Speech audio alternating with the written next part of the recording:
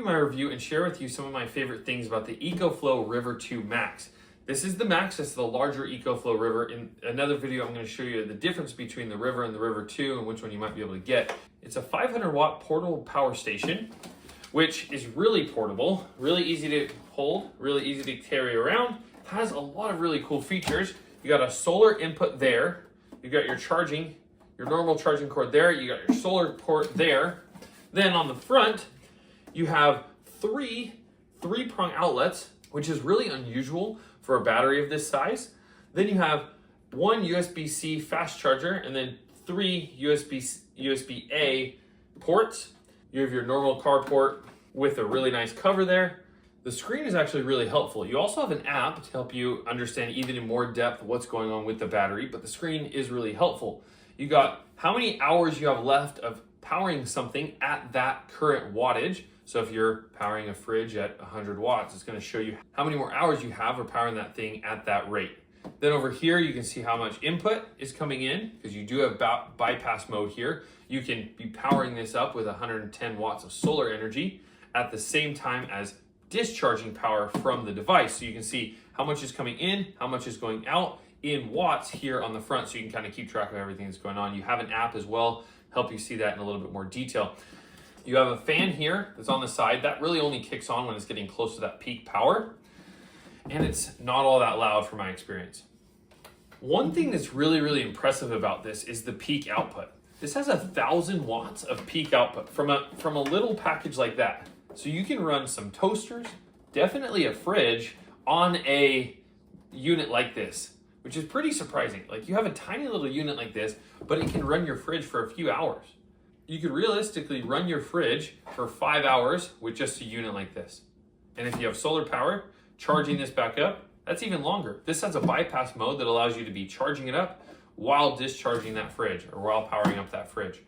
The lifespan on this is really remarkable.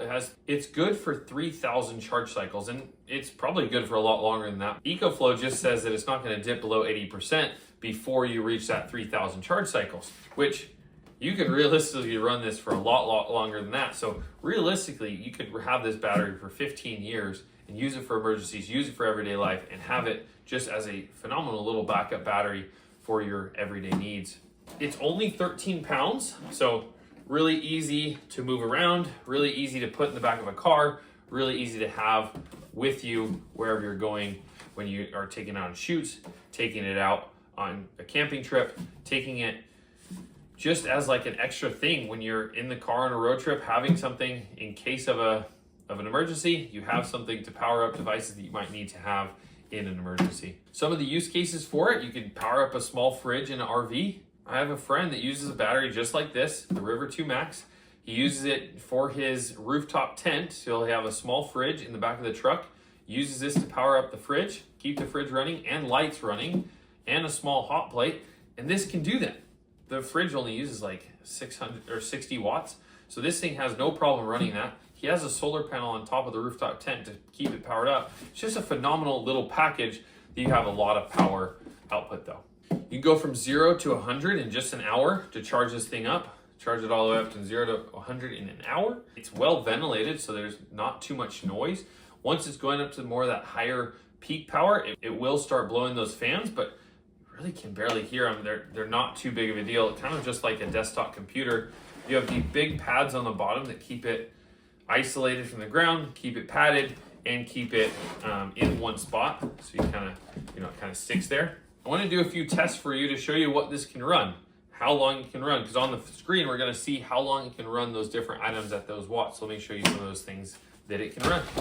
Whenever I do a review for batteries, I like to test what they can handle in an emergency situation. So I always test what it can run, how long it can run my fridge, and sometimes how long it can run my microwave.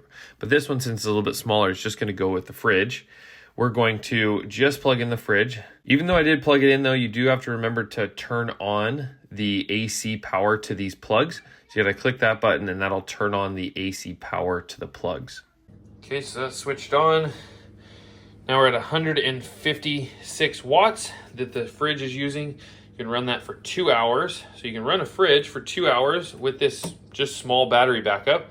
So for example, you could run the fridge actually for 3 hours. It's showing 3 hours now. And you can, run the fridge for a little bit, let it cool down, then maybe turn it off, keep it closed, run it again. You can do some of those things to keep the fridge going for a lot longer, especially if you add some solar to this and let it to charge while you're running the fridge.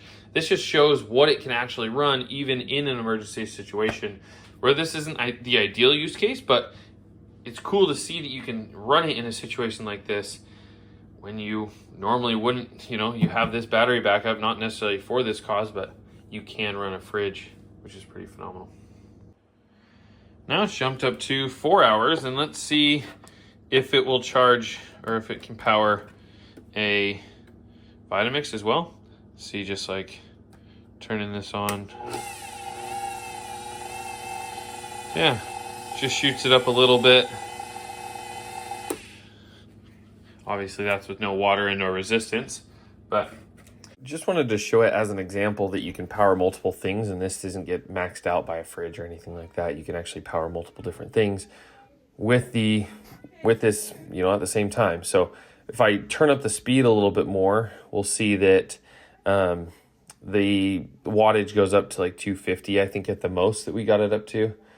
Yeah, maybe actually only like 200 and something. So really, without much in it, it doesn't do much. Then I brought it outside, just show you maybe a realistic experience with having it outside when you're on camping and you got to power your laptop or your phone. One of the really nice things about it is you actually can plug in these two bigger like block wall accessories that you wouldn't be able to. You normally have to just plug them into the USB, but this one, because you have more room on the front, you can actually plug in the bigger wall accessories, which I actually thought was pretty nice.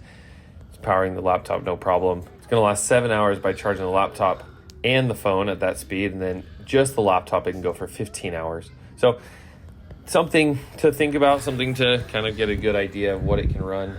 Hopefully this gives you a good idea of some of the things it can run, some of the power it has, how long you can last. Like realistically, you could be having a drone, your laptop, your phone, and camera batteries, and you'd be able to have those running for 6 hours, charge them up consistently for 6 hours if you had multiple different camera gear, and it'd be totally fine. So really, really capable battery backup system.